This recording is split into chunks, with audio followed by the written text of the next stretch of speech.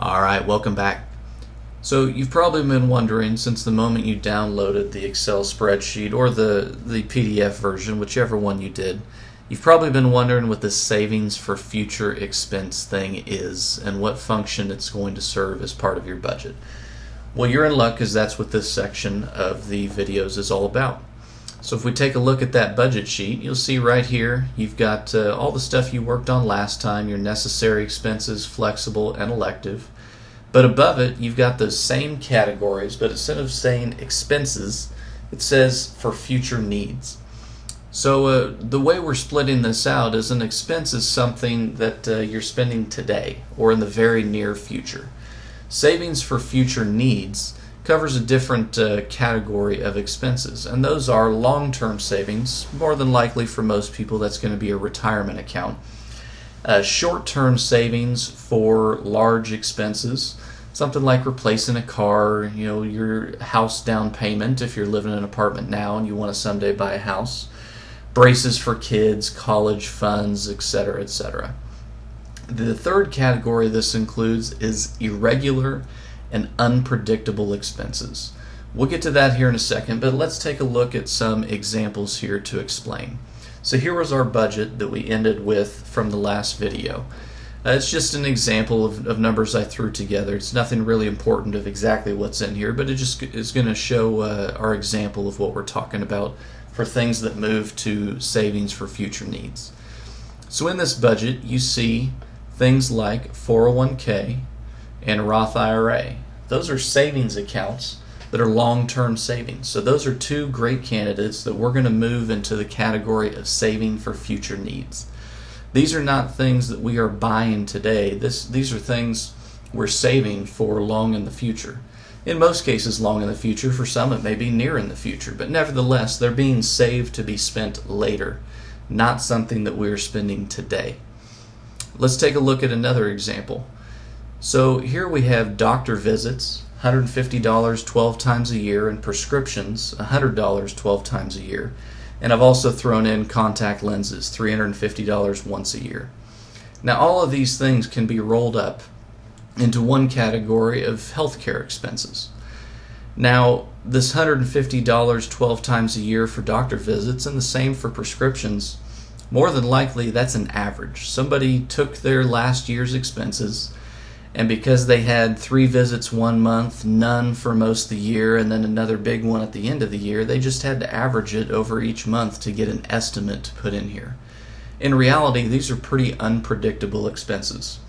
If you're single and never go to the doctor, maybe that's not the case, and maybe you don't need to roll it into an actual savings account so that you're able to pay for those things when they come up. If you're like me and you're part of a family of 5 with 3 young kids, these are things that come and go, and they can be pretty big hitters on the budget. We may go 6 months without ever seeing a doctor, and when a flu bug starts coming through, we may be at the doctor 2 or 3 times in a month, and then we're at the pharmacy getting prescriptions for each kid, and all of a sudden it's a killer on your budget. If you keep these items in your expense categories, then you're not really planning ahead for them to happen. You're just leaving money in your checking account, and you're paying them out of your checking account as it happens. But if you have a doctor visit that's $1,000 or multiple doctor visits all of a sudden, that's pretty tough to account for in just your standard expenses that are coming and going out of your checking account. So rather, we move these to their own savings account so that when those things come up, we pay for them out of a savings account that we have already saved specifically for that purpose. So in this case, we got 3 line items here: doctor visits, prescriptions, and contacts that fit that bill. They're all medical related. The doctor visits and prescriptions are very unpredictable, and the contact lenses, while it is a predictable expense, it's always going to be about the same amount each year. It's also very infrequent. It's only once a year. So we go ahead and throw that in there, and we'll take a look at what that looks like here at the end. But let's take a look at a couple other examples. Here, with the college funds, we're talking about intentionally saving for future needs. The college fund is an example here. We're going to talk about car funds here in a moment. But these are things that they're coming up in the future, And rather than waiting till the bill is due, or rather than waiting to the moment your child enrolls in college, or whatever your situation may be, you want to start saving now. And so you're saving for future needs intentionally ahead of time because you know something's coming up. That's another great example of something that'll bump up to the top category of that savings for future needs instead of staying in expenses. The last one we'll talk about is general savings. So this is basically where you're going to save your surplus to. Hopefully you have a surplus. The whole point of budgeting is to try and get yourself in a position where you do have a surplus.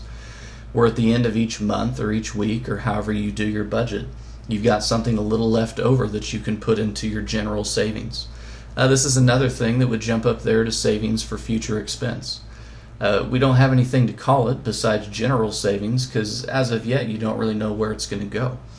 But that's a great place to keep that extra money so it doesn't disappear. So let's take a look at what the budget looks like once we move these things around a little bit. So here's that same budget, more or less. There may be a couple things different, with those items moved up.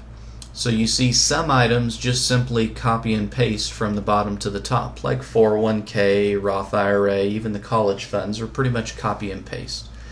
Other things are combining multiple items into one. And that would be the case with the healthcare fund. So you can see here on that line, here's our healthcare fund. Instead of having expenses of $120 a month, $100 a month, and then we had the contacts thrown in there too, we combine those into $240 once a month that we're going to put into a separate healthcare fund, which actually, as we talk about in the next video, will actually be a physically separate account where those funds are kept and saved until they're needed. Now, one little trick, if you're using the Excel version, you see this little red triangle right in the upper right corner of that cell. Well, that means a comment has been added there. You can right-click that cell and you can put Edit or Add Comment.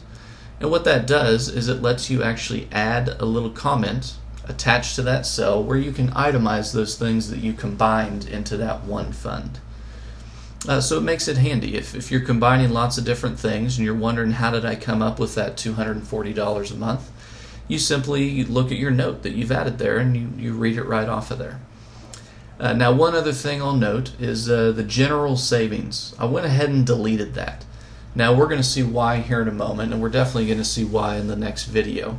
But just note that for now, I just left that blank. So when it comes to the savings for future expense, it's really up to you. When you look at your budget, what is irregular, what is undependable, and what is long-term savings? For many people, gifts, especially Christmas gifts, are something that fall into that category. They may spend, $20 here, $40 there throughout the year on gifts, but when it comes to Christmas time, those bills start adding up. And so rather than being surprised by that in December and wondering where your money went throughout the year that was supposed to cover that, you can add a little bit each month or each week or however you choose to do it into a separate account for that future expense. Another one that I strongly recommend is a car fund. That's another thing that can surprise people. If your car breaks down, hopefully you've got some savings to pay for it, but if it's not really part of your budget, that can be a pretty painful thing. Whereas if you have a car fund that every month or every week you're adding a little bit each time into that fund, when your car breaks down or when insurance comes due or taxes or the tags you have to pay for every few years, when all those bills come due, it's no big deal. You've already saved the money, it's already sitting there ready to be spent, and it's been specifically saved for those things. You can also add in replacement to that car fund. So if you've got a car that's 5 years old and you think it's pretty reasonable it'll last another 5 years, and you want to buy another car that'll probably cost $15,000 when this one's worn out, do the math, divide it out, and figure out how much a month do I need to put in my car fund for replacement. That way when the day comes that your car does wear out, you've already got the money sitting there, and it's no problem. In fact, it's fun to go get that car because you know you got the money already saved up to pay for it, and you don't have to sweat where it's going to come from. Another one I threw in there is something like school fees. So if you've got children, if you have lots of children, then around August or so, when enrollment happens, you've got a bunch of fees for each child that get paid. And it's usually a one-time-a-year kind of thing. And if you've got multiple kids, it can really add up to a lot of money. So again, rather than hoping that that's going to be in your checking account when you get there, save that up in a separate account. Add a little bit each week or month, and then by the time August rolls around and those school fees are due, the money is sitting there waiting for you, ready to go, and it's a no-stress thing. So after you've completed this step of moving things from expenses to savings for future expense, this is really the first time you get the full complete picture of your current budget. Now, if you're already spending less than you make, then your budget may look something like this.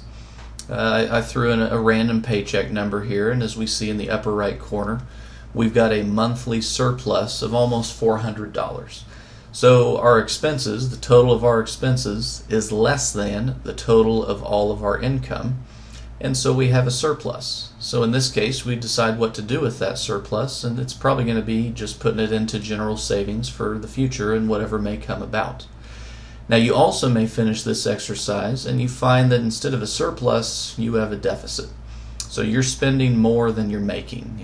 The total of all your expenses, including your taxes, is more than what your income is. So in this case, you have a deficit.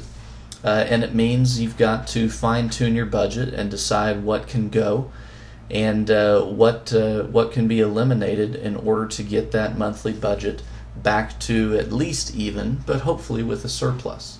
Now we're going to talk about this more in future videos, but you've probably already noticed that all this effort that we've put into categorizing each of these expenses, all of that effort was put in specifically so that when we come to this situation of having a deficit, we've already made those decisions of what can go first. Instead of being surprised at, man, I've got to make up $1,600 a month, you can look here and you see, well, I know all my things in green are the first things to go. I've already made those decisions before I ever came to this point. And so I've already thought it through and I know where to look first. So that's the whole reason of organizing these things into categories. So complete this step. Take a look at all your expenses and figure out what makes sense to move into their own account or to simply move up there to savings for future needs. When you've done this, you've got your first complete picture at the current state of your budget. In the next video, we're going to talk about level loading this budget and refining it so that we get a future budget. What are you going to do from this day forward? The budget you're looking at today is what you've done from this day backward. Now it's time to look at what do we need to do from this day forward to make sure that your finances are in order and that your budget is working for you and it's doing the things that we've designed it to do. So we'll see you then.